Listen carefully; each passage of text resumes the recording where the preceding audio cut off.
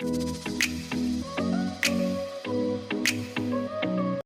Everyone, welcome back to online education Pathshala, जहां पर हमने इंग्लिश की बेसिक से लेके एडवांस तक की क्लासेस स्टार्ट की हुई हैं और हम पहुंच गए हैं पोजेसिव प्रोनाउन पे। जी हाँ, लास्ट वीडियो में हमने पर्सनल प्रोनाउन के 3-4 रूल्स बताए थे, जिनको फॉलो करने के बाद आपका पर्सनल प्रोनाउन का एक भी क्वेश्चन गलत नहीं होगा। And let's move on to possessive pronoun. So possessive pronoun को समझने से पहले हमें पोजेसिव शब्द का मतलब समझना होगा। सो पोजेशन जो शब्द होता है उसका अर्थ होता है अधिकार, हक या कोई चीज़ पे मालिकाना हक जैसे होता है कि कोई चीज़ मेरी है। It's like that.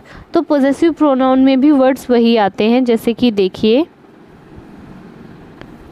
Mine, ours, yours, his, her, their. तो और इन्हीं वर्ड्स के आगे एस लगा हुआ है, ये देखिए, ours, yours, his, hers, theirs. तो इसका मतलब है कि ये कुछ तो अलग है उन प्रोनाउन से जिनको हम जानते हैं। तो आइए देखते हैं पोजेसिव प्रोनाउन के केसेस। पहली वीडियो में जिसमें मैंने आपको पर्सनल प्रोनाउन बताया था, वहाँ पे मैंने आपको 2 केसेस के बारे में बताया था, अगर आपको ध्यान हो तो, नॉमिनेटिव और ऑब्जेक्टिव। इसी तरीके से पोजेसिव प्रोनाउन में भी 2 केसेस होते हैं, नॉमिनेटिव और पोजेसिव। ये देखिए, जैसे नॉमिनेटिव वर्ड्स पहले ही मैंने बताया था, I, we, you, they, he, she, ये वाले सारे वर्ड्स नॉमिनेटिव होते हैं जो हम सब्जेक्ट की जगह पे यूज़ करते हैं।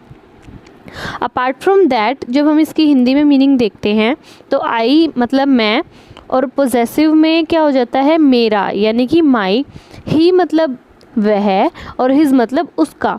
तो उसी तरीके से जब हम पोजेसिव प्रोनाउन पे आते हैं, ये देखिए 3rd नंबर पे, तो ये देखिए इसमें आ गया, हिज की जगह पे हिज ही है, हर की जगह पे हर्स हो गया है, योर की जगह पे योवर्स हो गया है, आवर की जगह पे आवर्स हो गया है, एंड देयर की जगह पे देयर्स हो गया है। तो व्हाट इज़ द डिफरेंस, क्या किसी को पता है? इट्स वेल एंड गुड अगर आप लोगों को पता है, और अगर नहीं भी पता है तो मैं यहाँ पे आपको बताने के लिए ही तो हूँ। सो पोजेसिव एडजेक्टिव यानी कि मेरा, उसका, तुम्हारा, हमारा, उनका, वॉटएवर।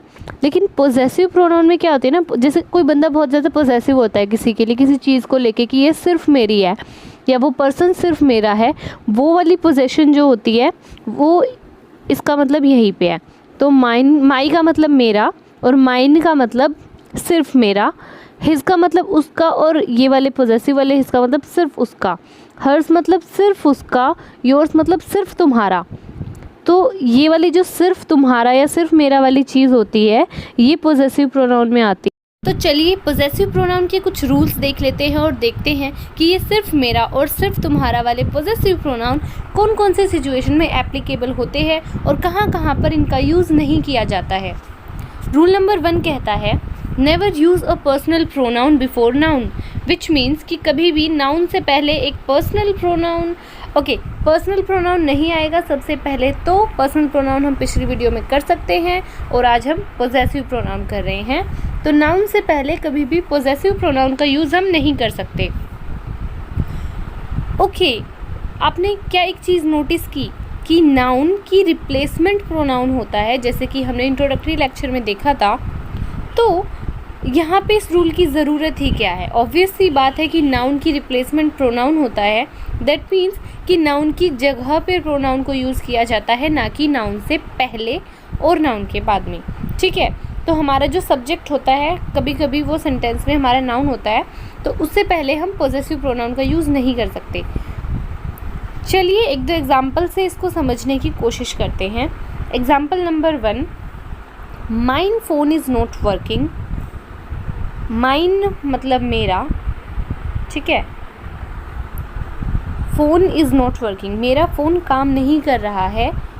और नीचे वाला एग्जाम्पल देखिए, example number 2, my phone is not working. My का मतलब भी मेरा होता है, ठीक है, और माइन का मतलब भी मेरा होता है। दोनों का मतलब सेम है लेकिन चीज़ अलग अलग है। जहाँ पे माइन एक पोजेसिव प्रोनाउन है, ठीक है, वहीं पे माई एक पोजेसिव एडजेक्टिव है। तो पोजेसिव प्रोनाउन और पोजेसिव एडजेक्टिव 2 अलग अलग चीज़ें होती है, जैसे कि हमने यहाँ पे देखा था। तो हम नाउन से पहले पोजेसिव प्रोनाउन का इस्तेमाल नहीं कर सकते, लेकिन पोजेसिव एडजेक्टिव का इस्तेमाल कर सकते हैं। तो चलिए इस बार रूल नंबर 2 तक पहुंचते हैं। रूल नंबर 2 कह रहा है कि possessive pronoun can replace the subject if it is used multiple times. मतलब पोजेसिव प्रोनाउन है जो वो सब्जेक्ट को रिप्लेस कर सकता है, मतलब हम सब्जेक्ट की जगह पे पोजेसिव प्रोनाउन को यूज़ कर सकते हैं इफ़, यहाँ पे कंडीशन है, अगर it is used multiple times. मतलब क्या है, रूल नंबर 2 कहना चाह रहा है कि अगर दो सेंटेंस में या एक सेंटेंस में जहाँ पे नाउन या सब्जेक्ट जो हमारा है अगर वो बार बार रिपीट हो रहा है तो हम उसकी जगह पे पोजेसिव प्रोनाउन को यूज़ कर सकते हैं। चलिए इसका एग्जांपल देख लेते हैं। Can I use your phone, my phone is not working. ये है पहला एग्जांपल। क्या मैं तुम्हारा फ़ोन इस्तेमाल कर सकता हूँ, मेरा फ़ोन काम नहीं कर रहा है। ठीक है, इसमें क्या हो रहा है, इसमें सब्जेक्ट यानी कि जिसके बारे में हम बात कर रहे हैं वो फ़ोन है और ये 2 बार रिपीट हो रहा है। ठीक है, लेकिन अगर हम पोजेसिव प्रोनाउन का यूज़ करते हैं तो हम एक बार में भी काम चला सकते हैं, उससे वो सेंटेंस और भी ज़्यादा सुनने में अच्छा लगेगा, लिखने में अच्छा लगेगा और आप प्रोफेशनल लगोगे। देखने की कोशिश करते हैं कि इसमें पोजेशन वाला केस कहाँ पे आ रहा है। देखिए इसमें पहले में क्या कह रहा है कि क्या मैं तुम्हारा फ़ोन यूज़ कर सकता हूँ, can I use your phone. ठीक है, दूसरे वाले में कह रहा है लाइन में कि माई फ़ोन इज़ नॉट वर्किंग, यानी कि सिर्फ मेरा फ़ोन काम नहीं कर रहा है इसलिए क्या मैं तुम्हारा फ़ोन यूज़ कर सकता हूँ। इसमें पोजेशन केस है, वो एक पर्टिकुलर फ़ोन के बारे में बता रहा है कि सिर्फ वो वाला फ़ोन काम नहीं कर रहा है, बाकी वाले ओके हैं और मैं तुम्हारा फ़ोन यूज़ करना चाहता हूँ। वहीं देखिए पहले से रूल के एग्जांपल में हमने देखा था माई फ़ोन इज़ नॉट वर्किंग बस कम्प्लीटली ओके, वो सेंटेंस वहाँ पे सही है क्योंकि वहाँ पे जो सब्जेक्ट है वो बार बार रिपीट नहीं हो रहा है, वहाँ पे सब्जेक्ट एक ही बार बोला गया है।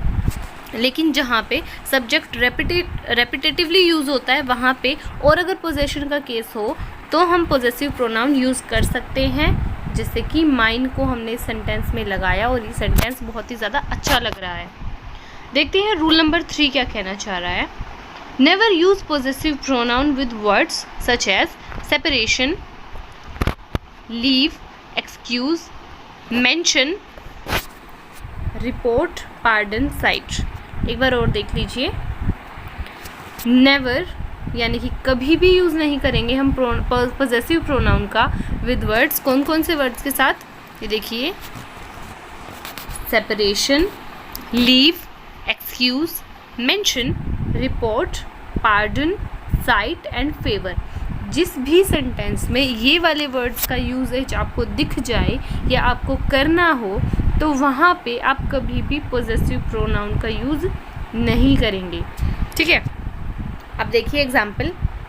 पहला एग्जाम्पल कह रहा है I need your favour. I am sure आपने ये सेंटेंस कहीं ना कहीं पे यूज़ किया होगा, बहुत कॉन्फिडेंटली और बहुत फ्लुएंटली किया होगा और गलत किया होगा। सो ये वीडियोज़ मैं इसीलिए बना रही हूँ ताकि ये छोटी छोटी गलतियाँ जो आप करते हैं वो भी बेसिक सी ग्रामर में वो आपकी इम्प्रूव हो जाए। आपका जो एग्ज़ाम में कॉम्पिटिटिव एग्ज़ाम्स के टाइम जो हमारे एरर स्पॉट वाले क्वेश्चन होते हैं इंग्लिश ग्रामर के, वो वाले गलत ना हो और आप ज़्यादा से ज़्यादा उन कॉम्पिटिटिव एग्ज़ाम्स में स्कोर कर पाएँ। सो देखिए, आई नीड योर फेवर, मुझे तुम्हारे फेवर की ज़रूरत है, पर ये सेंटेंस गलत है। सही सेंटेंस क्या होगा, I need a favour from you, क्योंकि ये जो योर वाला वर्ड है ये यहाँ पे पोजेसिव प्रोनाउन की तरह यूज़ हुआ है, लेकिन जहाँ पे फेवर आएगा ये वर्ड्स जो हैं वहाँ पे हम पोजेसिव प्रोनाउन का यूज़ नहीं करेंगे। एक बार और देख लीजिए अगर आपको याद नहीं हुआ है तो। ये वर्ड है हमारे separation, leave, excuse, mention, report, pardon, site and favour. तो जहाँ पे भी ये वर्ड्स आपको दिख जाए वहाँ पे से no to possessive pronoun. Rule number 4, we never use apostrophe before the S in possessive pronoun. Okay, देखिए ऊपर आते हैं हम वापस से। एक बार मैंने आपको अभी थोड़ी देर पहले कहा था कि पोजेसिव प्रोनाउन में जो वर्ड्स होते हैं उनके आगे एस लगा होता है। जैसे देखिए हिज, हर, देयर्स, आवर्स, योवर्स, ये वाले जो एस हैं। और एक और कंडीशन होती है जब हम इंग्लिश ग्रामर पढ़ते हैं कि जब हम किसी इंसान के किसी चीज़ के बारे में बताते हैं कि ये उसकी है या ये उसका है, वो भी पॉजेसिव केस होता है ना। तो वहाँ पे हम क्या करते हैं, जैसे कोई चीज़ है कि दिस इज़ राकेश's पेन, कि ये पेन उसका है, तो हम क्या करते हैं, उसका नाम लिख के और ऊपर एक कोमा लगाते हैं और एस लगा देते हैं, राइट। तो ये वाला जो एस होता है वहाँ पे अपोस्ट्रोफ होती है। अपोस्ट्रोफ का मतलब तो आप ही को पता ही होगा, और अगर नहीं पता है तो मैं बता देती हूँ। वो जो सेंटेंस के वर्ड्स के ऊपर जो कोमा लगता है, एक सिंगल कोमा बीच में लगता है, एस से पहले यूजुअली या एस के बाद लगता है। अगर आप कहेंगे तो पंक्चुएशन वाली वीडियो में मैं आपको अपोस्ट्रोफ और क्लियरली समझा दूंगी, बट फ़िलहाल इसमें मैं ये कहना चाहती हूँ कि ये देखिए ये वाला S, yours was the best performance. तो ये देखिए यहाँ पे योर्स है और ऊपर ये अपोस्ट्रोफ वाला लगा हुआ है, एस के ऊपर जो कोमा है ये कभी भी पोजेसिव प्रोनाउन में नहीं लगता।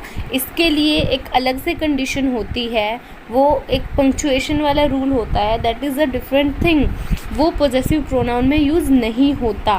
तो जहाँ पे भी आप पोजेशन की बात कर रहे हैं, जहाँ पे आपका सब्जेक्ट रिपीट हो रहा है और आपको वो नहीं करना है, तो और आप पोजेसिव प्रोनाउन यूज़ कर रहे हैं, वंस अगेन मैं आपको बता रही हूँ वहाँ पे अपोस्ट्रोफ का यूज़ नहीं होएगा।